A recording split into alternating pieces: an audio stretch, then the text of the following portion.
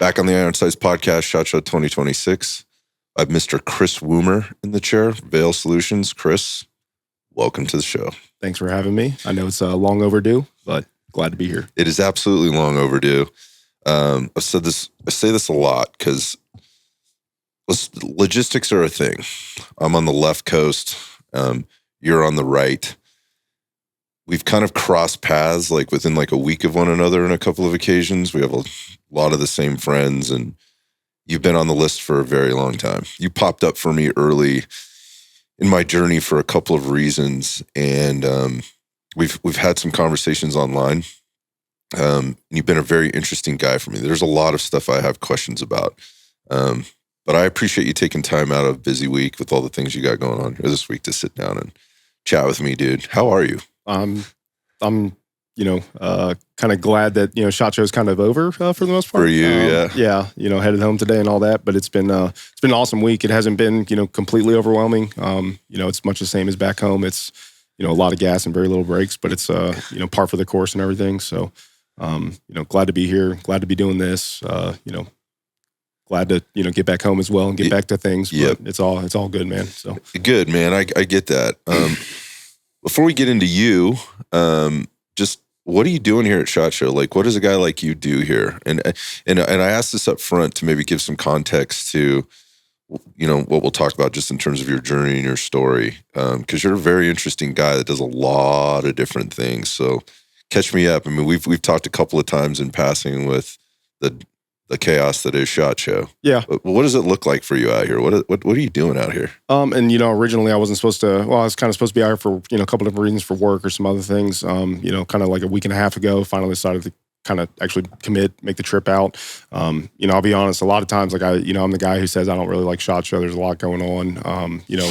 That being said, it's like, you never regret going to the gym, Yeah. It's just like you get here and you're just like, man, there's, get to see all these good dudes and, catch up with friends and, people stop you in the aisle and stuff. And that's, it's always cool for that to happen. But, just out here for any number of reasons, getting into the chaos that is, I guess, my life and the things that I have going on. I'm out here for kind of 3 different reasons, maybe more, but, for 3 different jobs that I'm kind of doing and working on and stuff. So, kind of equal parts, all things, but it's kind of like, there's the synergy effect of, everything's kind of benefiting off everything else and whatever. So, but, it was cool to kind of be free this week too. I had some things I wanted to do and was kind of committed to do, but it wasn't like I had meetings, from sun up to sundown. Yeah. I had a couple of parties you were supposed to attend and things like that, but, it was good to be able to roam a little bit as well. So I got most everything done that I was supposed to do. There's a lot of people I didn't see, and that's something I definitely regret because I know this is probably the only place that I'm going to see them, within reason. So, learning lesson, and maybe we'll bump it another day next year or something. But it was, great trip for sure. So it's the blessing and the curse of SHOT Show. I get a lot of questions about it, and there's a lot of people that are seeing everybody else's posts, and they're having FOMO about what's going on out here. And unless you experience it, you don't really know. But the chaos is a thing, and you kind of just embrace it and you have fun. But I mean, there's people that literally like live in my town that I see, or like in the city that I live in that I see once a year, and it's typically here. It's definitely, it's kind of an interesting thing. The blessing and the curse part is everybody's here, and that's the blessing, and the curse is everybody's here, right? So it's just like going to it's like the holiday time around the family, like, and you're traveling and you're trying to see everybody, and it's you're not going to be able to make it, and you're just wondering what the consequence of that'll be, but makes you grateful when you do see them, and I get a lot of value out of it. I mean, and part of it is I wouldn't get to have these face-to-face conversations, which are so important for me to do. I mean, we've talked, and I said, there's no way this is happening over the interwebs. Yeah. Like, this has got to happen in person. So that said, with everything you just said, I appreciate you making the time for me to do this today. So, and I also know, given how busy you are, we got to get you out of here, at a certain point, to get you on a plane, to get you back home back to life. So let's talk about life a little bit. Okay. I have quite a bit of intel on you, but I don't know the full journey. And so kind of what you were saying there, you've got things going on, didn't decide to come out till a week ago. You got about 3 different things going on. You're going to go back to 75 other things. When you came up for me, here's the thing with Veil Solutions and Chris Woomer. It seems every time I kind of dig in a little deeper, I learn something like that kind of blows my mind. I'm like, really? He's doing that too? So when you came up, and when I say came up, I mean like on the social media side of things. And then your name started coming out of people's mouths. And I'm like, yeah, I know that guy, but it was mysterious to me. And you kind of run a low profile, and I appreciate that. That said, there's stuff that I don't know, and I have questions about a few things. We're going to get into creative stuff because I'm fascinated by it. The creative mind's always fascinating me. There's always a jealousy. I'll be honest on my end for like how come my brain doesn't think like that. Mm-hmm. So I want to talk about that, but I also want to talk about some of the more technical, analytical type things that come up for you in that process and the things that you're doing kind of in the industry. Well, let's reel it back. And so I say this a lot, like, hey, you can start and finish wherever you want, but I just want to know a little bit more about the journey. Like, how did we get to this point, where we ever are? So it's on you, man. And just be patient with me because like I said, I have intel, but I've got some questions I might time you out to go down a couple of different roads. No, please. I'll try to give the overall version just as short as humanly possible, I guess. Yeah, I hear that, but just take it where it goes. Yeah, as it kind of relates, I guess, down this path is like, man, I've been shooting my whole life. Like, my dad, I think, bought me my first 22 when I was 11 or something. I still have it. It's just suppressed now, but it's, my neighbors and everything, like, they got me down the shooting rabbit hole. One of my best friends that lived across the street was like a junior Olympic skeet shooting champ and all that. So like, I had this, there were guys I looked up to, and like my older brothers I always considered them as, but that's kind of where it all started initially. And, I was playing sports, playing baseball, started playing football in 5th or 6th grade. Mm-hmm. Football kind of consumed my life. That was the thing I was, always really dedicated to and put, most of my effort in. But, while all that's going on, I'm like, man, I'm in all my classes drawing and sketching and, like art is the thing that has like probably been the longest standing thing in my life, so from as long as I can remember, I've always been drawing, designing and everything like that. So, when I should have been doing math homework or whatever, I was actually sketching and tinkering or something. Yeah, making flip books and doing things I probably shouldn't have done or whatever. But, that was in conjunction with the sports and training and all that. Played high school football, ended up playing college football. Actually tried to get into art school, but I couldn't because I'd never actually taken an art class. Really? So I got denied from a couple art schools. But, my dad, is being the loving father that he is, wanted me to go to school to get degrees and, give me the life that he, worked so hard for and everything. My dad was in the Army for a couple of years, and got out and wanted, like I said, he wanted the best for me. So I got parents like that too, man. Yeah. So I appreciate that. Yeah, and I didn't appreciate it at the time, like nobody ever does, but we know everything when we're kids, man. So yeah. But he, I don't want to say he had issues with me playing sports. I think because he played sports and everything growing up, but he wanted the best for me. He saw some of the injuries I'd had over the years, and I got a couple scholarship offers to play football in college and stuff. So I ended up taking those because it was the thing I was, very focused on, and I could get stoned with 2 birds and get a degree and play football. So kind of ended up doing that, and that was all good. Like kind of pretty good college career, I think, for what I did, played safety. But as soon as I got out of college, man, it was right back to the old ways of like, moved back home to Georgia, ended up going to South Carolina for a year. That's when I started, like I built my first AR, Bravo Company, Noveski mix, right away, right into it. Started shooting like every day kind of thing as much as I could. And that's where the gun stuff kind of really picked back up. I made my first holster, I think I graduated, I was 21 or 22. So like I immediately owned a handgun, started carrying it kind of every day. But like I'd always made my own holsters. So that was the first thing that kind of happened as it relates to Vail in the business was, watching some videos online, learn how to do stuff. John from Filster, right, back when he was, doing, I think it was an apartment or whatever. And, learned a lot probably from that and just started kind of making gear there and stuff. So, all that's kind of going on, still shooting, training, living in South Carolina, kind of, sad. Not a bunch of people out there to football's over. Like, yeah, you need man. something to do with your energy. Yeah. And I was surfing and doing some other stuff too. I was working a couple jobs. I was, bouncing down in downtown Charleston on King Street at a, little speakeasy bar and all this and that. But it's, I was working out. I was still lifting every day. Like that was something that was ingrained in my mind. So, still lifting every day. Started climbing a little bit. Doing rock climbing and stuff, bouldering mostly. But while all that's going on, the gear and the shooting and the training kind of kicked off. It's something I've always been passionate about. Ended up moving back to Georgia, finally getting a job, back home. And that's when it really ramped up. So like started shooting indoor pistol matches, like IDPA matches and stuff like that. My day job shifted to a company that was called the Brass Exchange. We take shell casings, polish them, sort them, resell them and stuff like that, from indoor gun ranges and things like that. And, this is like, it was right before, right during Sandy Hook and everything. So like, okay, dude, we were like 10 months out on brass orders. Like we couldn't get anything in stock fast enough. It was just chaos. Okay. Great for the business at the time and stuff like that. But, at that job, we had a shooting team, so like 2 or 3 times a week shooting indoor pistol matches at local gun ranges and stuff like that. And it's like, you get really good really fast when you're shooting 3 or 4 times a week at matches and stuff. So, did that for years. But Vail was kind of going in the background just little by little. I'd go shoot a match. Somebody would be like, "Oh, who made your holster?" Well, I did. Well, can you make me one?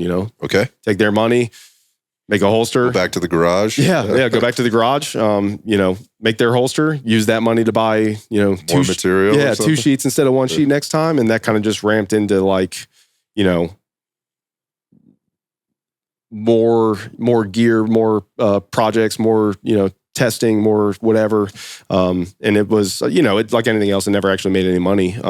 Especially if, I like to think I did the right thing by trying to reinvest into it all, but never ended up, really making any money. And, one day it was kind of like, after all the chaos of, the day job and stuff, like there was a time when he was like, "Man, like, I don't know if we can afford to pay you. You're only working, we only need you to work 3 days a week."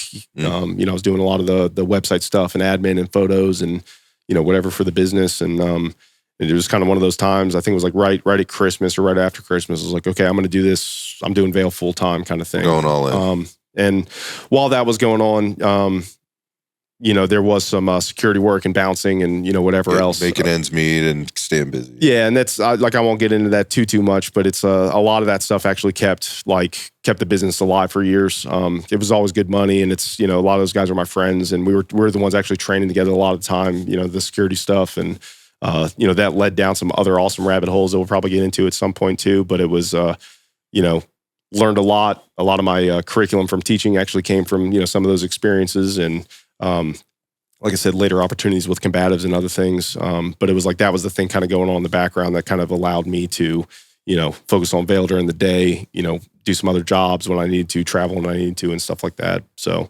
but I think that's how got into the Vail part of it. Yeah. Okay. So no, I didn't. So I did not know that, kind of how it started. And I'm always curious. I'm a business owner, started from scratch as well, like where you're trying to make ends meet and balance things and like, where's this going? I have a vision, but I'm not exactly sure how this journey is going to go. I always really love that part. I know there's a lot of people that hate that, right? They need, what's the next step? What's the next step? They need to see, things very, very clearly. And again, going back to like the creative piece and you're always kind of doing things. I think when you do that, things come together, right? Versus being focused on the singular thing. Yep. And for a long time, actually, I struggled with that because people were telling me, it was like, what example, like been in the fitness business. And when I decided to hang my own shingle, it was like, okay, so what are you going to be known for? Like, what's your thing? Like, are you going to be like the transformation guy? Are you going to train the bodybuilders? I had a little experience in that. Like, are you going to train just athletes? It's going to be kids. What's it going to be like? I like training all those things. And I have done it. And I've had some success with it. I don't want to pigeonhole myself into any one thing. And I want the freedom and flexibility to let this thing go where it wants to go and what I want to do, going back to what you were saying, so that when I go all in on me, I'm not beholden to anybody.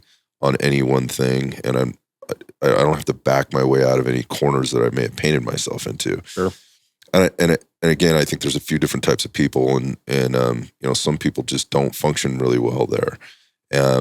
So that said, so the question is, okay, so the veil stuff starts with holsters, right? And you're doing a ton of shooting. And there's the combatives. There's a lot of things happening here, just in your journey to learn. So what I also know about you is you're kind of an explorer, always looking for, like, what's that going on over there? Not bright, shiny object, but let me dig into that deeper. Let me find out more about that. And then what I kind of picked up, and I could be wrong, so I'm going to ask, are you that kind of guy that once you're like into something, you are deep, like all in, like I'm going to every rabbit hole I can possibly explore kind of guy? I have been, for sure. And like, I definitely think, depending on what it is, like, it was rock climbing for a couple of years, like, 3 times a week I was bouldering, still lifting, still doing everything else. And like jiu-jitsu consumed me for a couple of years real heavy, so like it was rolling 3 or 4 or 5 times a week, and all that. And, some injuries happened there and stuff. And it slows things down. So you're like, it kind of forces you into the next thing. Like, well, maybe I need to hit the gym more and re-explore that. And then you're, okay, I got you. Yeah. And it's, it's like, man, going back to the football stuff and whatever, it's like I've lifted every day of my life. And only recently have I, for not the right reasons, gotten away from lifting like religiously. And that's one thing I like really need to focus on getting back to. But it's, I started running a couple years ago too. And that was another thing. It's 3 or 4 times a week. And there's a book out there called, I can't remember the Art of Learning. It's by Josh Waitzkin.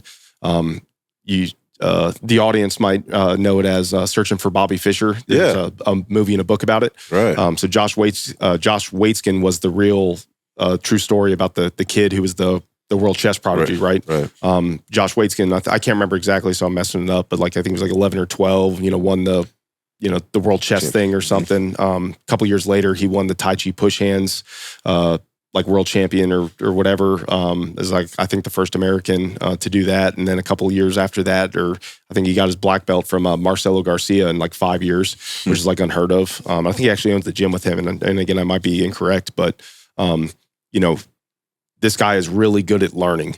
He's really good at the things he does. And it's like, I'm not comparing myself to him, but it's just like the book he wrote is a true story of his life, but also like, one of the chapters is like drawing smaller circles, I think. And it's like, hey, I'm going to focus on this one thing to the depth of it. So whatever it is, if it's draw stroke, I'm going to run that as deep as I can go while still trying to maintain certain other things. But like, that's my focus. And that's something that has stuck, is like, hey, whatever I am doing, I'm going to try to do is, chase that rabbit hole as deep as it will go. While everything else is obviously trickling down and getting a little bit worse, but if I try to do everything, it's like you never actually get good at any one thing. Yeah. So, and that's something I've always, when it came to shooting and teaching and stuff, it's like, hey, for the next 3 months, all I'm doing is accuracy. I'm shooting B8s, like, that's my only focus, right? And then I'll still do the other things and still go shoot matches or whatever. But like I need to chase that down the rabbit hole. And, it applies to reading or studying or books or, when I was injured from jiu-jitsu and stuff, I was like, okay, now I'm shifting to writing curriculum and reading books about how the body works and, how your mind works and things like that. So it's, you shift in, with what life throws at you. But it's also, I think it is a truly good way to develop skills and get better at things, so. I think one of the things that was I'm very similar in that way. I can get really focused. I'm really good at putting my head down and really concentrating on work for a period of time, which is a double-edged sword, going back to the blessing and the curse. Yep.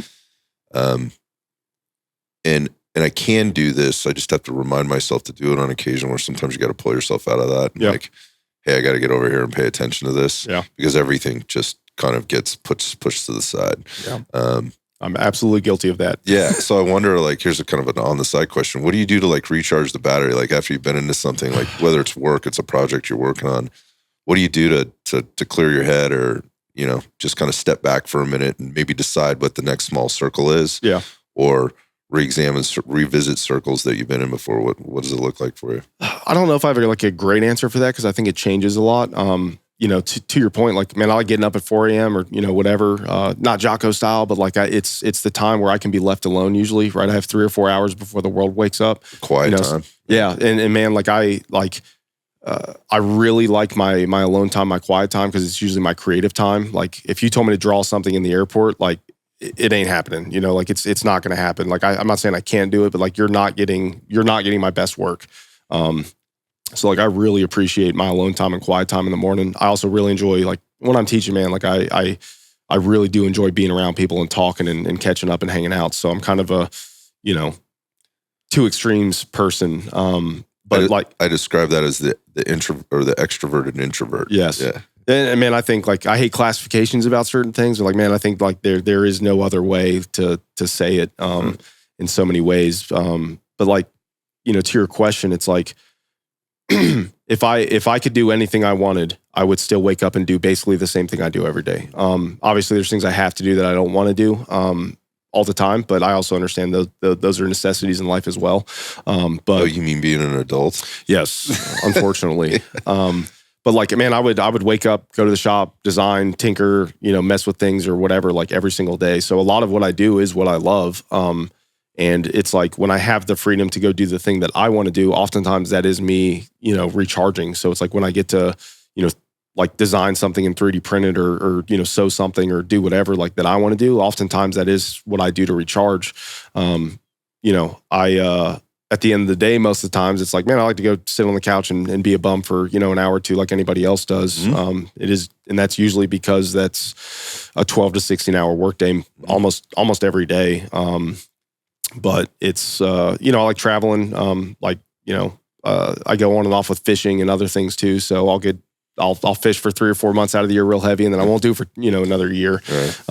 But it's like, I don't know. I think usually what it is probably a separation. It's going to my property and shooting for a day or two, just kind of by myself. It's traveling, climbing mountains, doing other things. I think that is, I'm still doing the creative stuff or still, reading books or doing whatever. It's usually just a separation from, at least actually having to check in or, report to somebody other than, I guess, myself. So I think that's probably the creative, the free creative process is, I think, truly where I find my peace compared to like my job of having to do certain things. So I think that's probably the place I probably find the most peace, when it comes to all that kind of stuff. So, okay, we're going to circle back. I'm going to take a little bit of a side trip here. So let's talk about the shooting piece. So you covered that a little bit. Yep.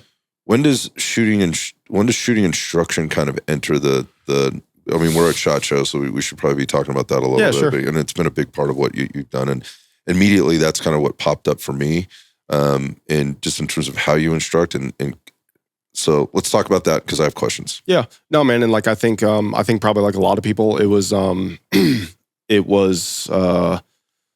like imposter syndrome. Like I didn't want to ever teach because I felt like I wasn't the guy to do it, right? And that was for years. I felt that kind of way, and like it's one thing to teach your buddies or help them along your journey, but it's also some of the Dunning-Krugers you think you know more than you do.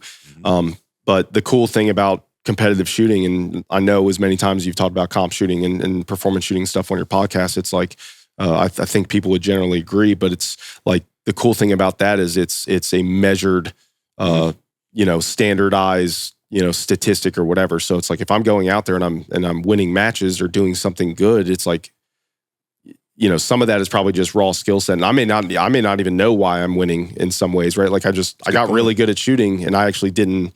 I couldn't explain or articulate the way, you should hold the gun or whatever. I was just kind of doing it. But like at a certain point though, it's like, hey man, like you can't ignore the fact that like, I got my masterclass ranking in IDPA in 3 different divisions, and I started shooting 3-gun and all this other metrics stuff. there, yeah. It's measured, like you said, and there's validation. Yeah, and honestly, that's what your friends are for, right? At a certain point, they're like, hey man, like you've helped me. I see you're doing well. Like I'm here to tell you that like you should pursue this a little bit. So you're being encouraged. Yeah. So some of that's, and man is man, like we never get that enough, right? So when your buddy does tell you something, sometimes it's like, oh man, I should probably listen to him. But the thing, sometimes I do that. Sometimes I'm like, whatever, man. I think, and this is where I probably, there's probably a negative connotation to this, but it's like the thing that honestly like really drove me to instructing was seeing other people do it so poorly and making money and stuff. And money matters, but I try to never put it as like ever try to put it as the top thing. I'm a believer if you're doing things correctly for the right reasons, the money will come. But like seeing people do things incorrectly, not safely, just like in struggle. Yeah. And it's just like, man, I saw it and it pissed me off. I like to think that I do things for the right reason. Helping people is always like, I wake up every day and I have my negative times and I get, sad and selfish like everyone else does. But it's like, man, the goal of what I'm trying to do is trying to help people. So seeing that and being like, man, I can do a better job for less money and help more people. And that was the thing that inevitably drove me to teaching and instructing. So I don't remember exactly when that started. It kind of started off maybe 2015, 2016, very sporadically. I think 2017 is when it really kind of ramped up. And then I think like the next couple of years after that, I was teaching like 20 or 30 classes a year, kind of all over. I did that for a couple of years and was a little bit burnout on some of it. And to your point, like you said it earlier, it's like I want to do things because I want to do them, not because I have to do them. Yep. So with everything else I had going on, it was like, hey man, I want to teach because I want to teach. I want to help people. I'm excited to be on the range and do that job, So it's as soon as that goes away, I step back and I reset or do some other things. And like I'm always teaching, I'm always somewhere doing something, but it's I always want to do things because I want to do them, not because I have to do them. Yeah, no, so. I can appreciate that because it can be a trap. Yeah. Right? Especially when you're really good at it and you love it and you love helping people, but then there's all the other things that come along with that, right? There's a business end of this. There's the travel. There's the taking you away from the things that you also love and want to do, and responsibilities, going back to being an adult and, being on the road all the time. And sometimes you just want to sit on your couch and it's a Motel 6 somewhere in the middle of nowhere or whatever else. Yeah. It's like, I love a good hotel stay. Yeah, right. Yeah. But my point there being is it kind of, I think from the outside looking in, people look at that as kind of sexy, at the same time, it's like, I've lived a life on the road and it can drain you and you can very quickly almost start resenting it to a certain extent. And then that's like, I don't like the word isn't dangerous, but it's, I don't know. I don't know exactly what the word is, but when you start getting to that point, because I've been there, it's a tough place to be. It can put you in a hole, right? And it's because you don't want to hate the thing that you do, but you kind of do. Yeah. And at the same time, you're kind of dealing with all the outside noise. Like people are encouraging you and they're telling you, man, this was the best class I've ever been to. I learned more from you in the last 2 hours than I've learned in my last 2 years on this journey because you said this one thing. So you're doing the right thing. Like that fulfillment happens for that moment, and then it's gone, and then you're kind of on to the next thing and all that other stuff piles up. Yeah. And I mean, like that is the thing that kept me going always was that, you get a text message or call like, hey man, the stuff we did, in your class, like help save my life or save my teammate's life or something like that. And that is hyper valuable. And that's like the reason you do the things you do. And it's not often that stuff's put out there. And man, like the sexiness of the instructor thing or whatever, like it may be that may be for some people. Yep. It ain't for me, man. Like I enjoy the people and having the face-to-face conversations, and some of the social media stuff is, if people don't like me or whatever and they see me online or whatever, like, yeah, man, I get it. You're entitled to your opinion. You don't know me. And I'm not saying I'm perfect or always the most likable guy. I'm a sinner and I have faults like everyone else. But like I'd rather spend, 2 hours on the range with you face-to-face and like trying to help you and prove to you that I'm trying to help you. Versus like, sit here and try to be this character or, something. Or argue with you on the internet about something. Yeah, man, dude, I was guilty of that for so long. And it wasn't worth it, right? I was wasting energy on and not doing things that I could help, myself or my friends or my family. And it was, I'm just arguing with people that don't want their opinion changed. And it's like, man, if nothing else, like, let's get on the range and like, if you can teach me something, I'm here for it, but my goal is always to like, I'm not here to prove that I'm a good shooter or whatever. And I'm not half the shooter I used to be even, but it's like, my goal is for you to prove to yourself that you can be a better shooter. Right. So that's always, the argument, especially when I'm dealing with like, agencies or command staff or anything like that when it comes to the politics or the the LE side or the mill side or whatever. It's like, hey man, like I'm not here to show you that I can shoot good or whatever. It's like I'm here for you to try to prove to yourself that hopefully in the next day or two that you can actually progress and get better. Learn something. Yeah, and have a light bulb moment somewhere. And if I've done any ounce of that, like I've done my job, so. Yeah, I look at those as paychecks, or deposits, right, into the larger thing. And you either have that or you don't. Yeah. Like, and I think if you're not rooted to that, this thing gets old, stale, and weird behaviors start to kind of pop up, overcompensations pop up. I think that's what when I came across you several years ago, that's kind of what I was searching for. I could kind of categorize people, and that might sound very judgmental, but this is just how I was organizing myself in terms of like, hey, where am I going to go to get certain information? Who are these people connected with? Where are they getting where do they get their information from?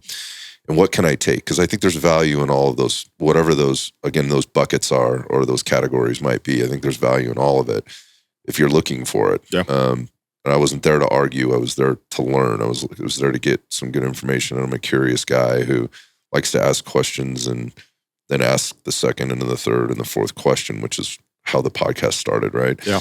But with that, like, it has to be rooted in that I'm truly here for the person that I'm standing in front of. Like, you have to care about that. And that's been a theme this week with some of the other instructors I've talked about. And every single person struggles with that because then they recognize at some point, like, I care more about this than this person does. Like, this person I'm trying to help. And I can see potential, or again, going back to opinions you have or a belief system that you have, like, you often find yourself like, man, I hear what you're saying, but you're so wrong about that. And I don't want to tell you that you're wrong. I'm trying to bring you to the trough. Yeah. Right. And it can eat away. And then when you get the stupid comments or whatever it is, or the questions or the challenges, it can very easily, like, that stuff piles up, right? Because like how this works. Yeah. Like, I've seen it work, right? It's proven. Like, I know this is a better way and I want that for you. Yeah. Right. But to your point, like, you clearly don't want that for yourself. And going back to the building a character of yourself, that was another theme. That's been another theme this week. And what drives people nuts, and it wasn't driving, I wasn't getting angry about it. I was just seeing it happen. When you get to that point where you're not loving the thing that you're doing, it comes out, right? And then you start to, again, the weird overcompensations, behaviors, attitudes, and things start to kind of pop up. And I think that's the point where somebody recognizes, like, they are going back to imposter syndrome, right? That word or that term. That's the point where they have to check in and look themselves in the mirror and go, am I? Yeah. Like, and if you have to question that, right? You've already gone beyond, you've gone over the edge at that point, and that reeling back can be really, really tough. You have some serious decisions to make. Maybe it's leaving it for a while, which is what I hear you saying, not for that reason, but it's like, I need to step back. Yeah. I need to hit the reset button here and re-examine what I'm doing. What is my North Star here, for lack of a better term? And am I really heading that direction, or am I just seeing it not getting any closer, or more specifically, maybe moving away from it? Yeah. So that's the shooting instruction question. And I'm curious, like, because you mentioned a couple of things there, like, who's coming to you, like, who's reaching out, and why are they reaching out to you for instruction in shooting? Man, it's kind of all over. Probably like anyone else. It's the civilians. Other guys are like, they see things that I've either done or whatever, and they want to pursue that as well. All the times, like, hey man, how do I get into it? What do I do? All that. It's like, hey man, go shoot a match, go do whatever. The cool thing about the shooting sports usually is, like, you have your assholes and your jerks and whatever. But if you go to a match and you need help and you ask for help, somebody's there. You will have 20 people. More than enough of that. Yes, yeah. And that's been a constant for forever, right? There's bad apples everywhere. But it's also like, some of the local agencies and stuff. Like I've been shooting red dot handgun longer than almost anybody I know, at least in my circle. I'm not saying I'm not the first to do it, but I've been shooting red dot handguns forever, and it's like, the agencies would see it, or I'd go shoot a match and somebody would see it and they'd ask, well, prior to the renaissance of the red dot. Yeah. And it's cool because, there's always the pushback and whatever, and what can this guy teach me and stuff. And I do think, thankfully 2026 or 2025 is the year where I think most people are finally realizing that there is something. I'd say that's true. Yeah, that can happen. So it's, I dealt with that daily, in the comment section and whatever, is why you're working with these guys and whatever. And it's just like, I feel way better about it all because I know that I have helped people. And it's like, man, the Army has, the AMU where they recruit people to, shoot better and get good, and they teach big Army and do these other things. It's kind of like it's been proven and validated, and, the years of the history of, all these guys bringing in outside instructors to teach, mill units and all this other stuff is always there. But, people like that are always kind of the people. Usually it's like the agency I've been teaching for a long time. Like it was a friend of mine who introduced me to like his team leader or whatever. And that guy was nice enough to take a risk on me. And again, it was like, I'm going to prove to you that, that you can shoot better, that you can see these things and, take that step for yourself, and kind of see the light and stuff. So it's like, it usually just takes a foot in the door kind of thing, if they're open enough to kind of see that there is possibility, usually they're open enough to actually have some time and put in at least a little bit of effort to receive that information. And I always try to make the offers like the first one is on me. I'll show up. I'll teach you what I can with what I have. If you guys are willing to see a glimpse of what this hopefully is, then I think there's good things there. I can't make anybody a great shooter in 8 hours or 10 hours or 24 hours even. I can help you see the light, do your homework, hopefully help change the culture. But like for me to tell you that I can make you infinitely better in X amount of time would, it's a lie. It'd be dishonest. And like, man, hey man, you shot for 8 hours. Of course you're shooting probably a little bit better today. And stuff reps, like that. Yeah. But it's, it's any of those people, right? It's the constant, going back to something you said just a minute ago, it's like people are asking me like, hey, when are you going to teach this class? Like, man, I'm not. Like I that's either not for me or I do not feel comfortable teaching that because I either lack the depth of knowledge that I either had or I focused elsewhere, or hey man, there's all these people that do a better job than I do, right? Like, and there's good people out there that do stuff. So it's like, I'm always down to help and explore. And if it's like, hey, if I am helping you some or to a degree, like it's there's not a huge price tag associated with that a lot of times. Because man, like I was an elitist asshole. Like I was like, hey, if it's all or nothing, it's like, I'm only going to do this all the way or not at all. Guys would show up and they'd either be motivated or not motivated. And if you weren't the guy that was like all in, like, I felt some kind of way about you. Interesting. And man, like I realized over the years that like, it's a good attitude to have in some ways, to chase excellent and always chase the best. But if it's also a disservice because it's a disservice to more people.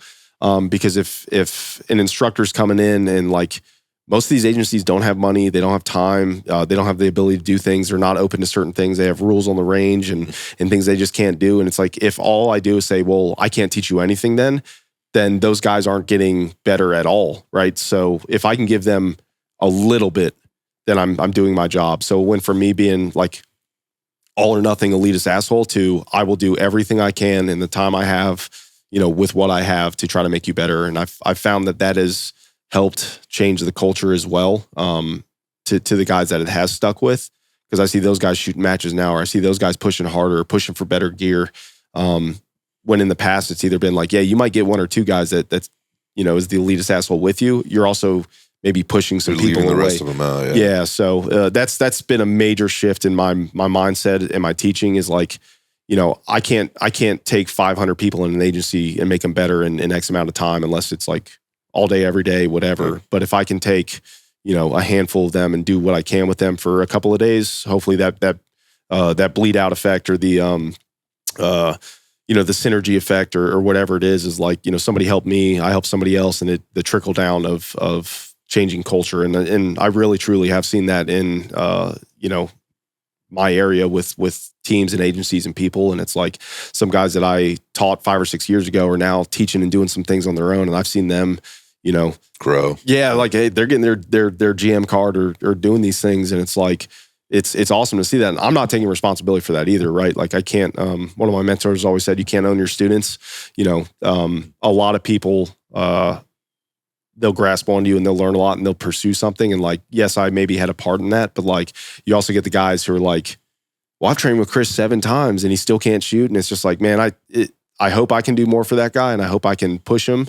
But like, I also can't claim him as like, right or wrong, good or bad. I can't claim the good guys like, oh, that's my guy. I trained him. And, I'm guilty of saying like, oh, those are my people and whatever. And I say that more as a friend than anything.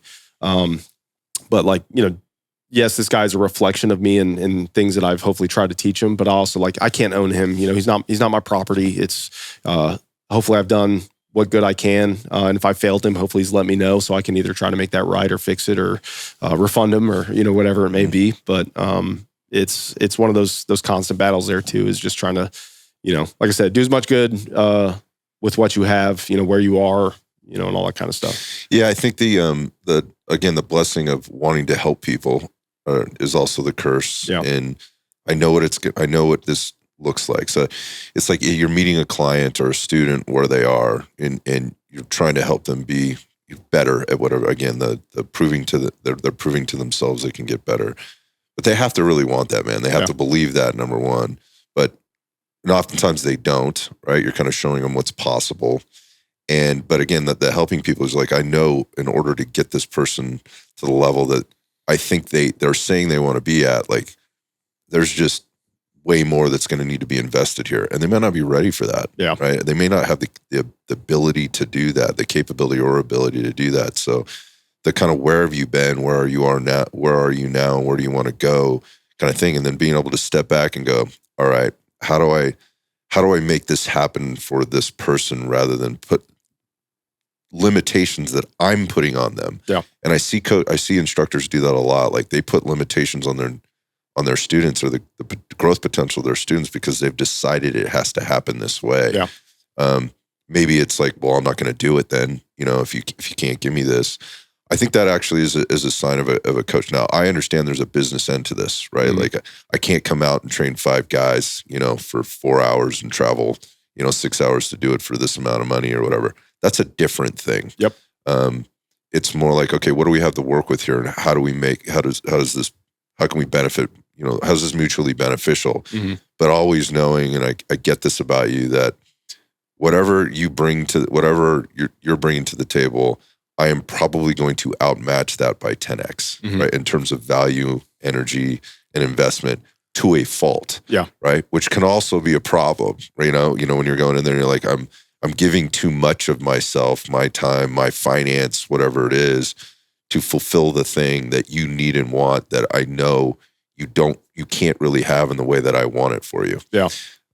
Again, that can lead to being angry or being frustrated and disappointed and stuff. Yeah. Man, I'm like, there's like the favorite class I've been running the last couple of years is 3D carving or whatever. And it's a different class or whatever, but like I think the number one like thing that keeps getting brought up in post-class talks is like, me and my boy Hayden, who helps usually teach that class with me, is like, we do over 22 miles of running in like 2 days as instructors. So in like 16 hours or 20 hours of class. Oh, so something you've been tracking? Yeah. Track it? Yeah. Okay, I mean, it's turned into a joke, but it's like the almost every class, multiple people say like, hey man, we appreciate how much work you put into this. Cause it's like, I try to get there a day earlier, set up the whole range, make sure everything's kind of logistically, cause we do a lot of different stuff. And it's just like to get everything organized and whatever, like you basically have to show up.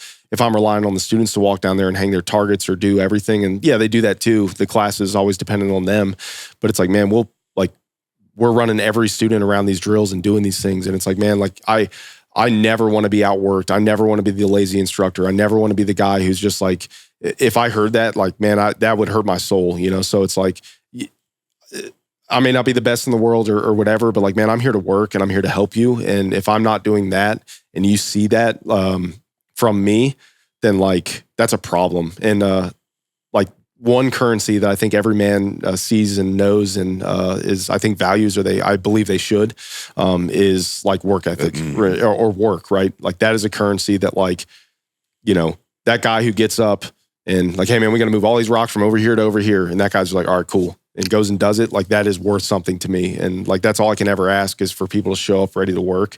And I hope that I always do the same. You know, I have bad days like everybody else, but it's like, man, like if I'm showing you that currency of like my work ethic and you're willing to reciprocate, like that's all I can ever ask of anyone, you know, show up ready to work. So. Right. Just give me what you got. Yeah. Yep. Yeah. Not leaving anything on the table again is expensive sometimes though. Yep. And I spent like, I think I spent like $12,000 or $15,000 in match fees one year alone before travel or anything when I was shooting comp. And it's just like, that was an eye opener, one of those years. So that's investment, right? Yep. It's investment in yourself, investment in your future. It's like tuition payment. Yep. I had this conversation with Hunter Freeland actually yesterday. We were talking about this, and I ran into him the other day. It was good to catch up with him a little bit. I mean, similar, you know, kind of sentiments just in, you know, I think he said like one year he spent probably $50,000-$60,000 just on courses and match fees and just getting out there and putting the time in. And I can relate to this, you know, like it people look at you like you're nuts, like what's going on here? Yet you're working 3 jobs, you know, you're an employee and a self-employed person, and you're grinding and doing the things, and people don't see that. They don't understand that. But what they do know when they see it is work ethic, right? You can't buy that. You can't pretend that. Like it is just what it is. What it is. Yeah. I couldn't agree with you more. Like, and most of the people that sit across the table or across the chair from me, they know what that is, and it doesn't often actually get talked about. Like it gets mentioned. Let's just say that it gets mentioned, but I don't think people truly understand. Because there's no way to document that. Like it just is what you want to see my bank account. Like this is dumb. Yeah. You know, but it shows up, right? It shows up.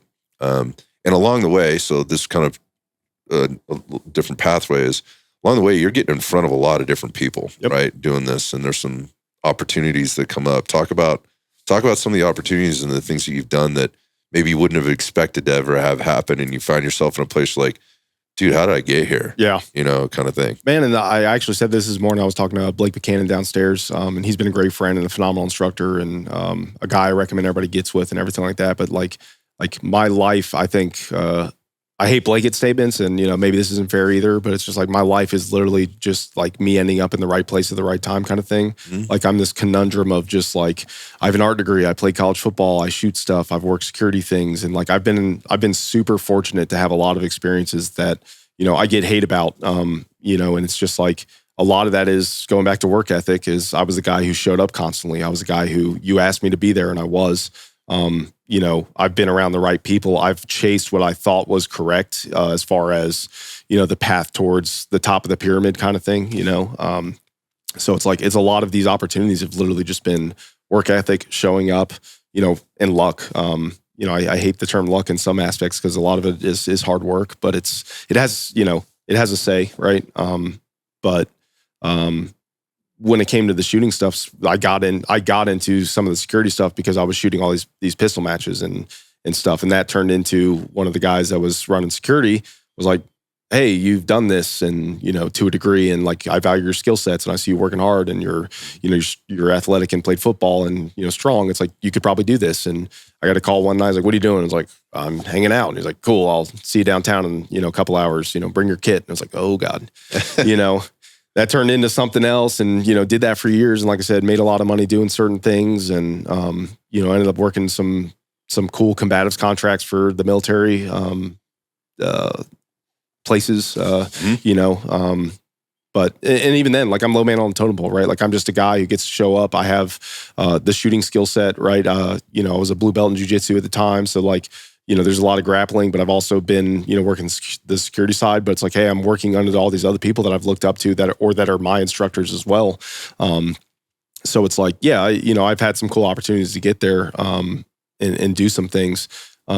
And it stinks too, because like, we're supposed to get on one or two more of those contracts, and COVID happened and ended up killing, I think, a lot of it or all of it, at least as far as some of that was concerned. But, and one of my other buddies I've been shooting with for years, like, he showed up to some classes and he's doing his own thing now and he's crushing it. But it's like, we did a lot of like private work, with some Bitcoin, money guys and some other things. So like, we did that, got to work, some private openings for some other events with some high-end guys or, some movie stars or whatever it is. And, I don't really fanboy over anybody and stuff like that. It is, but it's cool. It's a cool experience. Yeah, it is. So, and again, I'm appreciative of the fact that I've had those opportunities, and almost all of those have either come from friends who do it professionally, that are always doing that. And, like I've worked under them and they've come to me for shooting or vice versa. But it's always been kind of right place, right time, so, Striker Fight Center is where I've always trained in Georgia.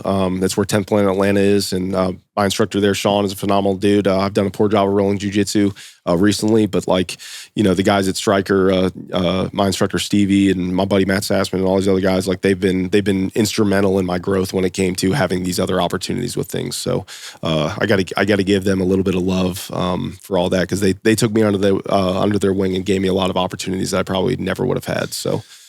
Yeah, so you talked about currency, work ethic. You also talked about that word luck, right? And you've said it several times here, and you know what they say about that. I think the equation is, or the definition is, luck is when preparedness and opportunity meet, right?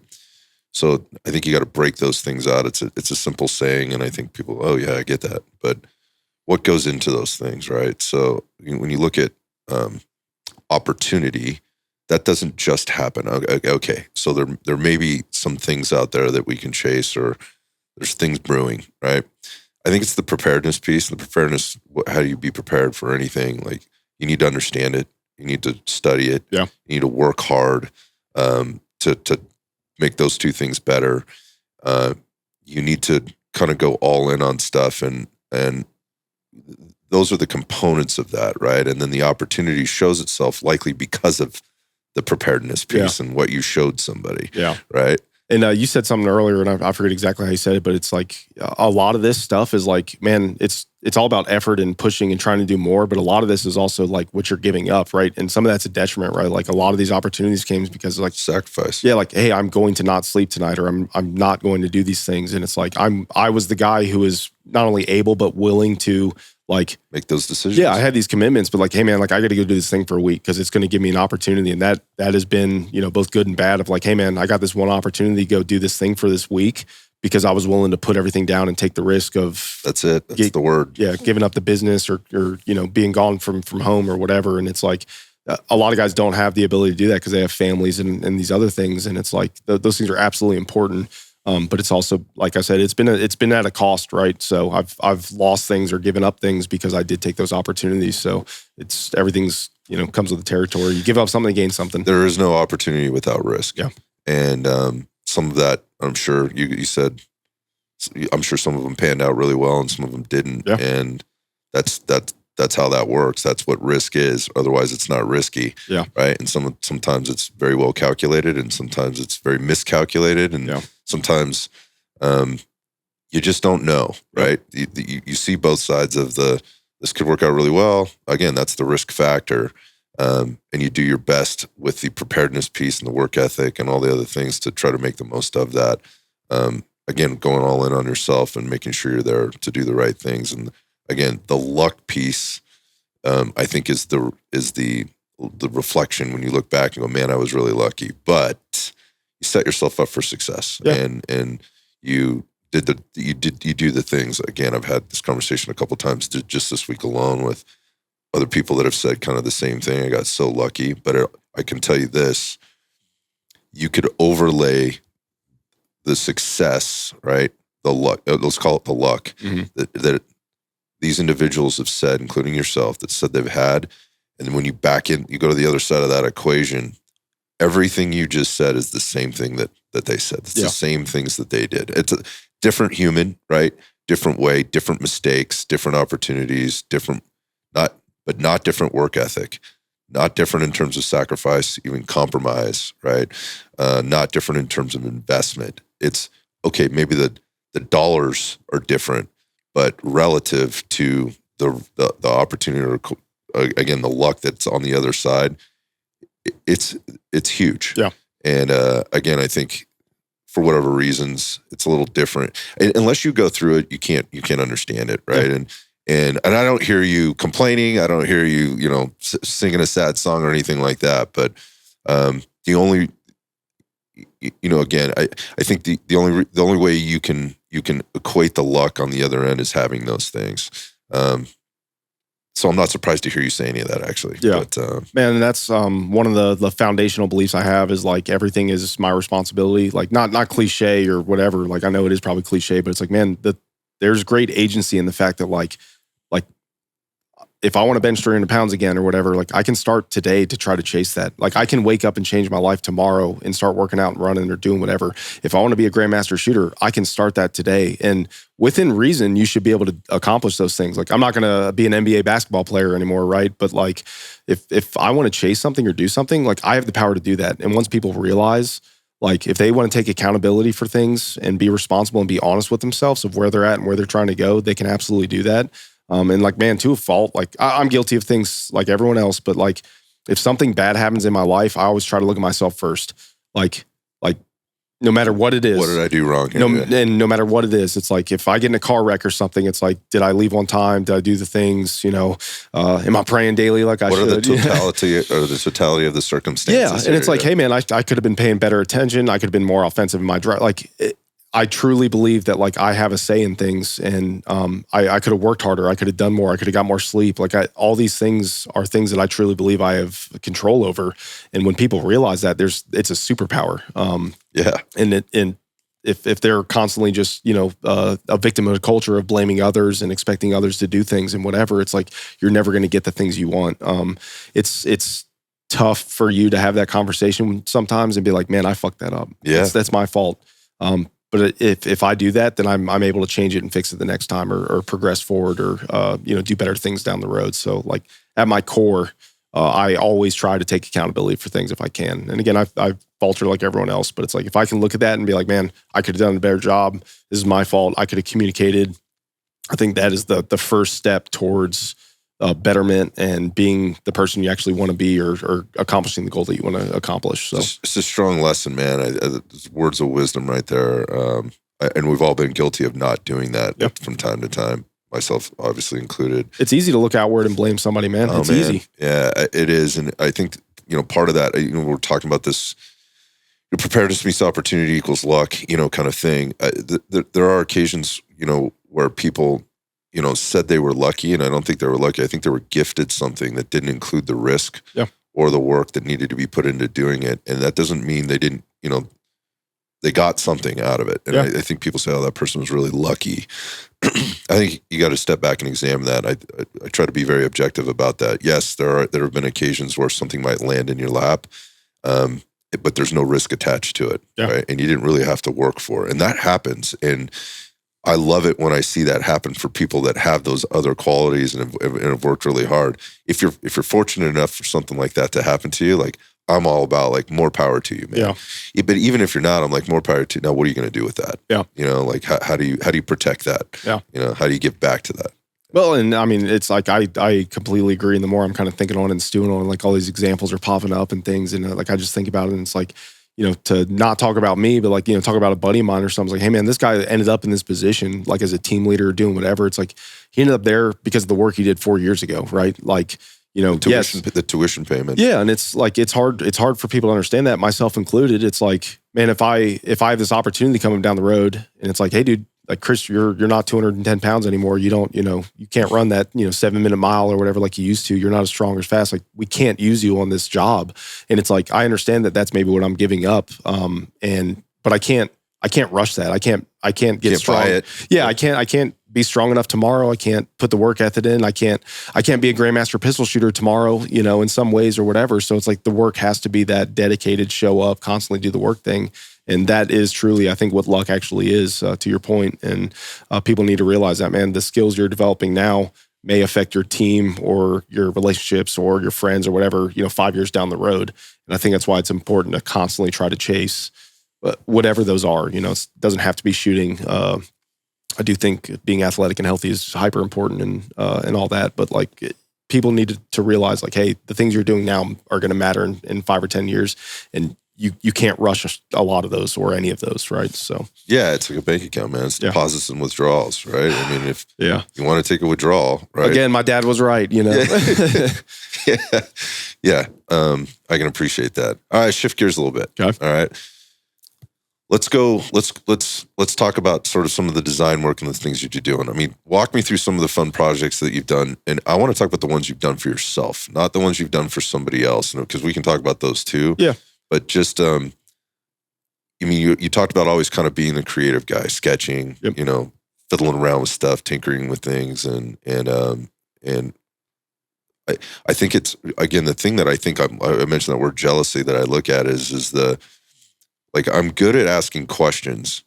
I don't know, there's something missing there. I don't know, it's probably in my brain somewhere. It's just not developed, or I haven't really accessed it to where I can look at somebody like you can see something and go, there's a little bit of a problem with this, or this could look so much, but this could be done so much better. And I have to like psychotically, right? I have to figure this out and I'm going to do that. Yeah. Like, where does that come from? Because I need it. Yeah. Man, I don't know. And again, it's like, if we're talking about drawing something or designing something or whatever, a lot of it does come from like, exactly what you said is like, I see something, I'm like, man, this can be better. And a lot of times, it's unfortunate for products and other stuff that comes out, because it's like that product is actually being pushed by somebody else in a business and an owner who needs return on profits and whatever, and this and that. And it's like, I've been super guilty of never releasing things just because I didn't think they were good enough. And like recently in the last 2 years, I've just been like, this little tiny bubble level that I did that I've had designed for like, 2 or 3 years. I finally was like, screw it. If you want one, cool. If you don't, it was a rep. I learned something. I don't care, whatever. And it's just like sold a crap ton of them, and it's been awesome. And it was a great rep. And that's, what people don't realize is a lot of times the work is the rep and the work is the reward. So like, I'm trying to learn how to sew now, for my day job at Flatline. And it's like, man, like, I go over here and make this jacket, and it's like, I'm not saying we're ever going to not make jackets, but like we ain't making jackets anytime soon, or at all ever, right? Yeah. But it's like I learned how to do zippers, I learned how to sew things a different way, I learned how to combine materials, and I got to try new materials and things like that. And it's like that's the rep in and of itself. There's value added there. There's lessons learned, and it's like going back to the original thing is like, man, somebody was like forced to design this product and make it and push it out and sell it. And oftentimes these things are designed by people in, an office or who aren't end users. And I had this conversation earlier today too. Is like, man, I'm not an engineer. I'm not the best shooter in the world.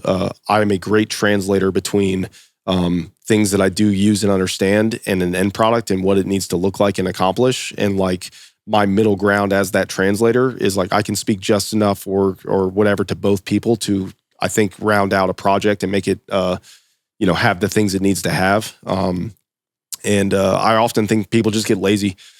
Somebody says good enough, and this is where I am an elitist asshole still when I have time, is like, oh, that's good enough. We'll just sell it. Everything's cool or whatever. And I look at it, I'm like, man, like function-wise, maybe this is cool. It doesn't look cool at all, which means I'm not attached to it or I have no feelings about it. Like, okay, yeah, it does its job.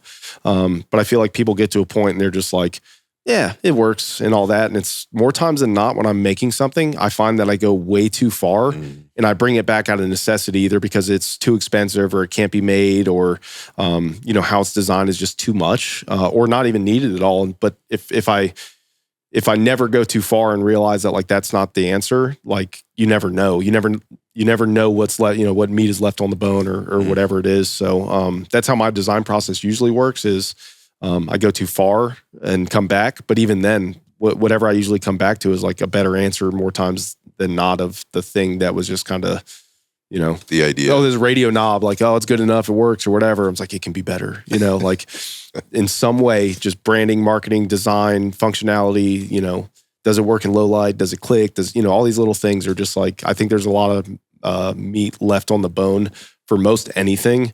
And if somebody's not out there pursuing that or trying to chase that down, then like, you know, we're going to be stuck on the same phone we've been using for the last, you know, 10 years or whatever, you know, so. You're that guy. Man, I like to think I am. And I'm guilty of, like, for every project you see, you don't see 10 other failures or whatever. And like that, there's good and bad with that.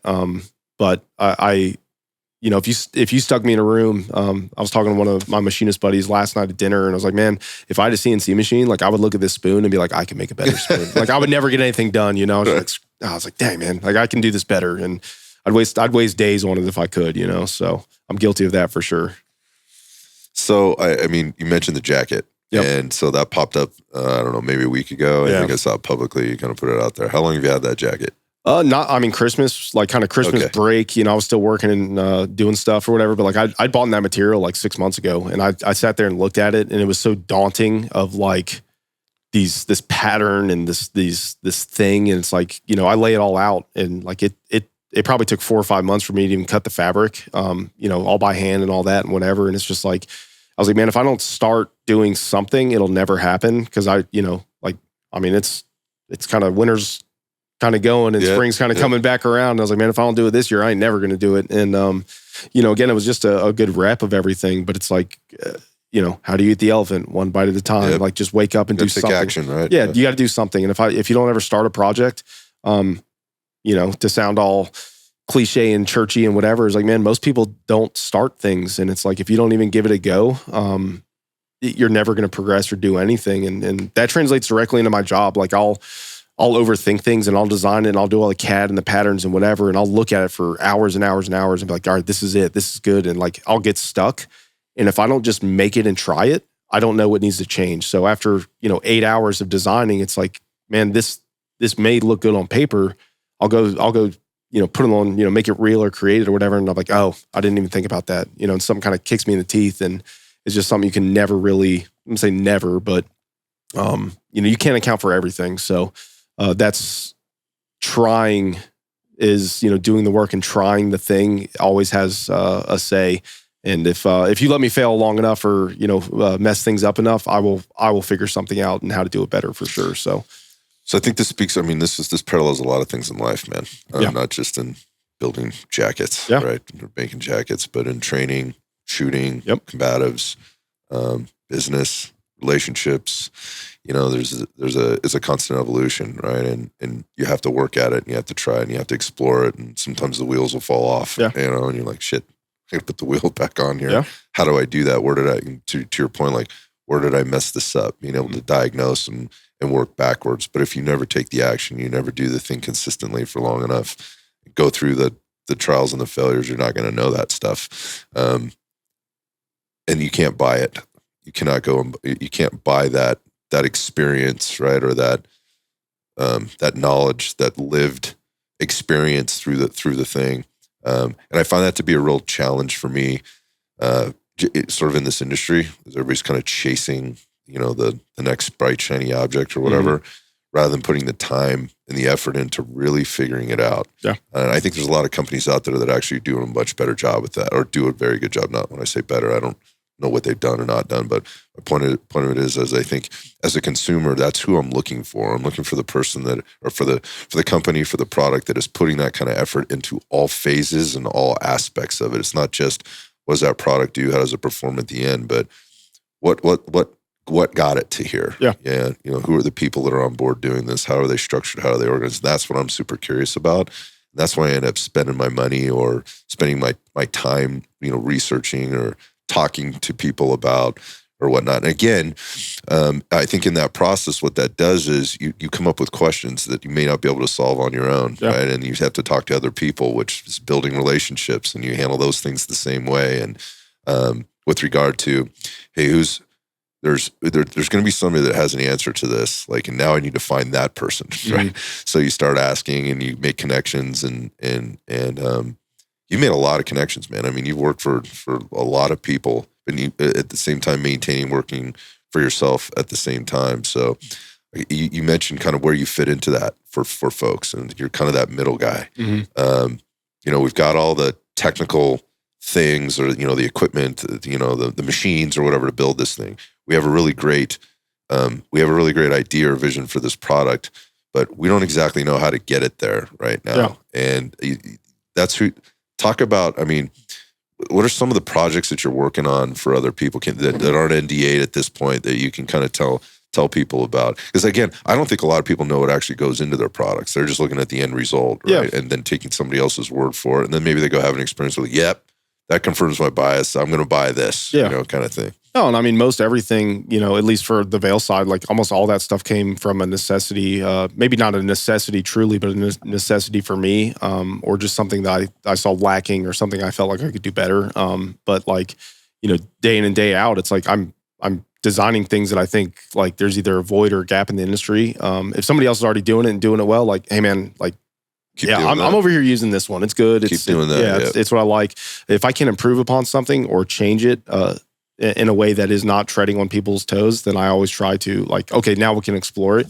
But most things come out of like I said, necessity. It's like, hey, I want something to do this. I can't really find anything that does it, so I'm going to chase this down on my own in regards to that kind of stuff. But like,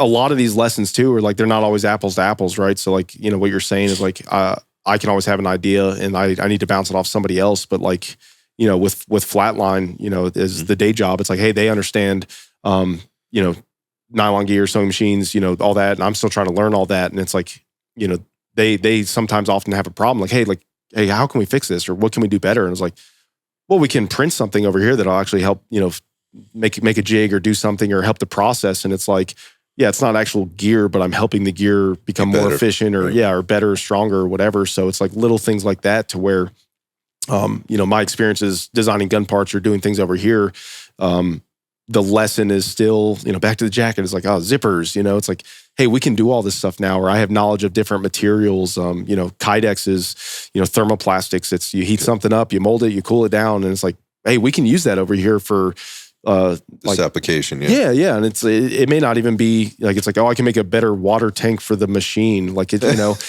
doesn't always have to be perfect and stuff, but it's, it's cool because like I'm designing a weather piece for my buddy's company. And it's just like this housing and body and whatever for the system that's all over the country. And it's just like, this little opportunity that came up, and like I'm learning things. Like I'm learning why this is important and why this material that has to be made out of helps radiation and stuff like that from affecting the system. And it's just like all these lessons are hyper valuable, but it's I don't know if I'm working on anything like crazy cool or wild. I'm always tinkering and doing things. I do all that's cool to me, man. Oh no, and it's like I always love shooting, and I'm always working on trying to make a better rifle or a better gun, stuff like that. So like there's some things in the works there where I am working with a rifle company on trying to not only improve and correct issues and things, but also continue the path forward. To make a better end product as well, more accurate, more reliable, all that kind of stuff. So I'm doing some of that. I'm doing some projects on the marketing side of the house that are I think really cool. So hopefully that comes down the road as well. The product development side thing is still the bread and butter day-to-day thing I am probably most passionate about still. And that's the grind right now, but in the good way. That's where my daily lifting session is kind of gone into, is just like trying to chase some of these products down, while I'm still learning how to do things. So, we got some cool things coming to Flatline. Some of it's not nylon gear. Vail still has a couple ideas, and we're gonna try to round out some holsters by the end of the year and do some things and get back to some of the bread and butter. But it's it's all hopefully to fill a void and a niche and plug some holes and make something better. And someone's just a rep. Someone's just a rep to try to learn something and see what we can and can't do and explore processes and materials and things like that. So I've spent a lot of time with folks this week in different different things. Some of it's been on the podcast, and those have been very specific, obviously with what those individuals do and what they can bring to the table in terms of valuable information for listeners. But when I've spent time on the floor this week, there's people that I've gone to see, and they may not be, so people, let me back up. Like, what's going on at SHOT Show? Like, I think if you're from the outside looking in, people come here for all kinds of reasons, right? But, what kind of cool products are you seeing? And, who's coming out with the new thing? And people hear this said all the time, there's nothing really new, man. Yeah. Right? It's nothing really new. What happens is products end up getting better, right? They get more efficient. And companies are always looking for those things like efficiency. How can I save money, right? How can I make my product work better without, blowing the cost out of the, which is what you were talking about. Like, sometimes it's like, man, I have this great thing, but it would cost them too much money, and it's prohibitive. Yeah. Right? If it's not scalable, it doesn't matter. You right. know, that's something I'm learning and having to, grow on. Again, going back to the, the instructor, the elitist instructor conversation we were having about, like, you need all these things and you can't have, you can't do that. So I'm not gonna work with you. But a lot of the people that I've been spending time with here and that I see here are the folks like you that are actually working in conjunction with other companies to help their products be better. And I think the consumer doesn't necessarily understand that. And I don't think they have to. But to me, it's very intriguing. Like, how did this company get to where they are with this amazing product that's marketed really well, right? And a lot of things, those are all part of pushing a product. But, I had some very specific conversations over a couple of dinner table things and maybe a cigar the other night where, I'm talking with individuals that are going meeting to meeting to meeting for some whatever legacy companies to, smaller companies, and going back to Flatline and, what you guys are doing over there, Flatline Fiber Co. Like, I remember meeting Chad, when it was a dump pouch, Mm-hmm. right? And it was still kind of in the design process, and he was getting stuff out there. And my point in saying that is these companies are working with folks like you that maybe kind of work under the veil, Mm-hmm. no pun intended, right? Yeah. Of, it's not people you're going to hear about. You're not going to know about. You don't even understand, what they've done. And it's quite possible, and this might sound weird to you, but it's quite possible that product that is selling so well that so many people want, that this unit or that unit is, and then the world wants now and whatever. Part of the process of it getting to that point was because of people like you kind of coming in, like third parties, consultants, things like that. And that's a lot of what happens here at SHOT Show, behind the scenes, in meeting rooms, on the floor in conversation, and they're checking in, and it's not one company, right? Again, you're not beholden to any single thing. If somebody wants your help, right, they can come to you, and you're gonna have that conversation with them, and that conversation, it could be the difference between that product doing what it does or doing what it doesn't do. And that is that's something I'm fascinated by. And a lot of it, these people are craftsmen, Mm-hmm. and that's how I see you too. Like, there's an artist in there, but there's also a craftsman in there, constantly trying to make things better and knowing the things to do and not do, and being willing to explore what is possible. Yeah. Because of your deep understanding and care for the thing, right? Mm-hmm. Whatever it is. So going back to, like, you've come up with things that are kind of, I'll be honest, and I have to ask you about this. So this one totally caught me off guard, because I saw, there's a product that came out, we'll talk about it, but there's a product that came out, I'm like, wait, what? Like, okay, Chris continues to kind of blow my mind, and like, in the things that he's involved in. And so at some point, somehow you got involved with some of the breaching, Mm-hmm. right? Explosive breaching at that. Now, that is a very specific skill set, which obviously has a ton of information that you need to understand about this. But there was something that you put together. And again, it was like, hey, I'm watching these guys do this. I've been introduced to this now or whatever. Can you talk about this story a little bit? Yeah. And this is through Direct Action Resource Center, right? Rich Mason, all that, like, super fortunate. Again, a lucky place that I ended up, I'm going to use the word, I'm going to put air quotes around luck. Yeah. Okay. We're making lucky t-shirts, right? But it was, again, kind of like right place, right time, like had a call with Rich a couple years, 5 or 6 years ago at this point, and just like, hey, it was an industry slot, right? So it was like, oh, you're an instructor, whatever, come see what we're doing out here, and super fortunate to get jumped in all that. Well, hold on, I'm going to time you out right there. Okay. Like, that is a special club.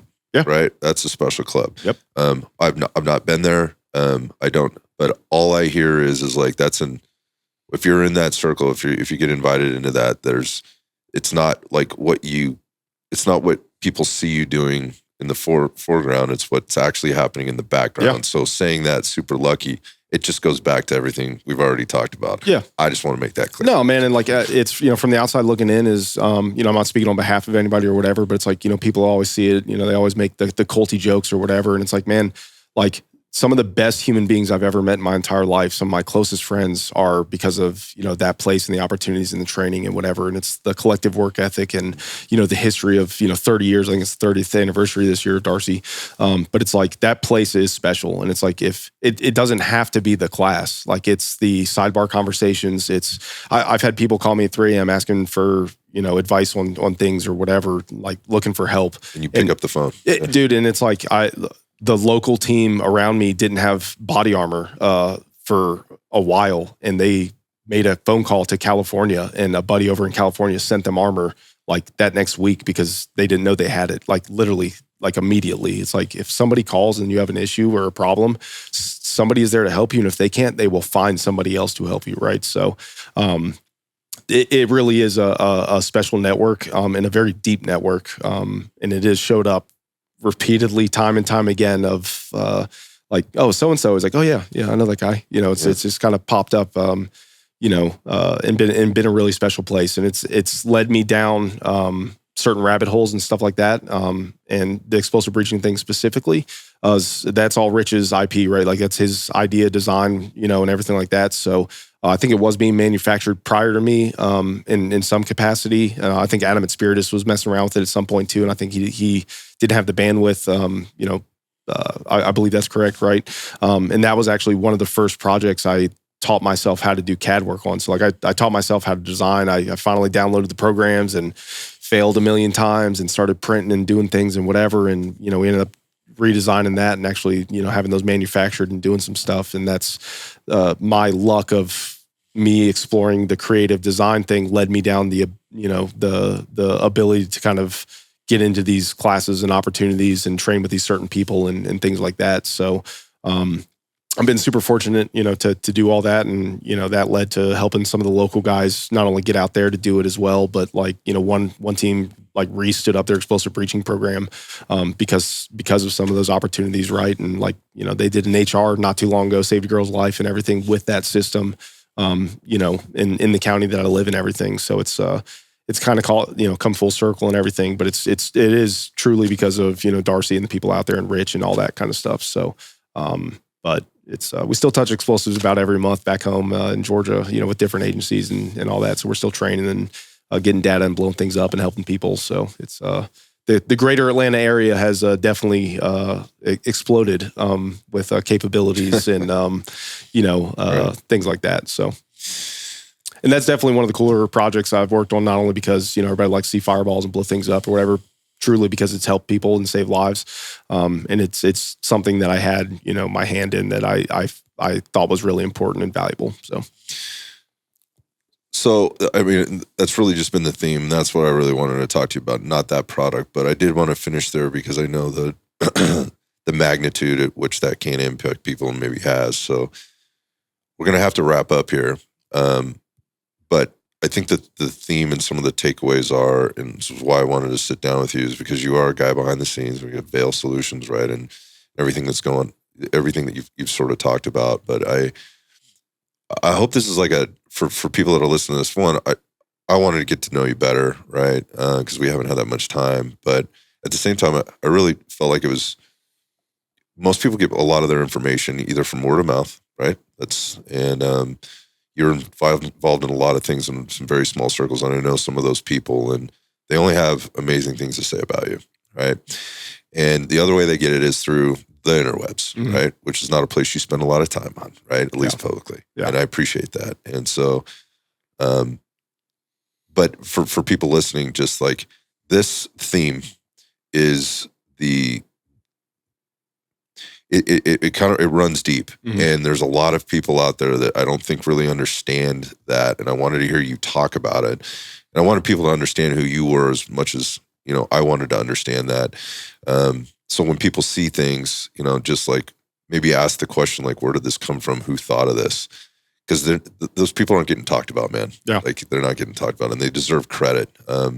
Some of, whether it's the rifle that you're shooting, right, or the pistol that you're shooting, if it's coming from, I mentioned the term like legacy brand, like a non-legacy brand, a small business that's really trying to do something. We could use the word innovative or different in terms of providing a better product to the customer that ultimately, as you finished up there, does make a difference. And the people that are behind those things are doing it because they feel a deeper connection to doing the right thing and getting something done that truly does help people at the end. And that's what I know about you, and that's what people say about you. And you're not the only one out there doing it, but I think you've contributed. You said the word imposter syndrome. I don't know how you feel about that, now, but